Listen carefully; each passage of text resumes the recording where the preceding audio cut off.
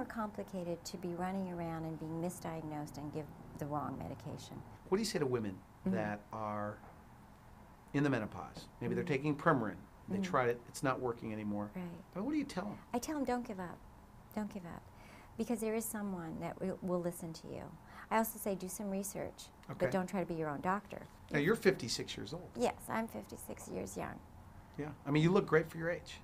How much I feel great. Do you give the credit to Dr. Cole? I'm going to give her 100% credit. Really? The difference in my skin after hormone replacement, the difference in my hair, the difference in the elasticity of my skin. And let's talk about my memory. You know, usually right? as we age, our memory goes. That was going. But if you don't have enough estrogen, you can't remember where you parked your car daily. A lot of people say, I can't remember. Well, daily I couldn't remember where I parked my car.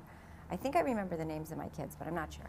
Okay. But, you know, now I have a memory. So 56 is a good age. Dr. Cole, we're completely out of time. Final message. Somebody watching this and they're going through the menopause, or maybe they're taking Premarin. What hope do you offer them?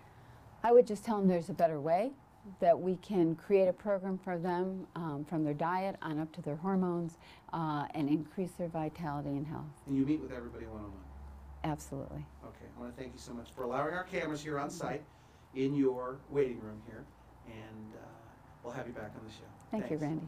You've been watching The Wellness Hour, the leader in medical news and information. I'm Randy Alvarez. If you'd like to see this program online, visit our website at wellnesshour.com. For now, I wish you good health.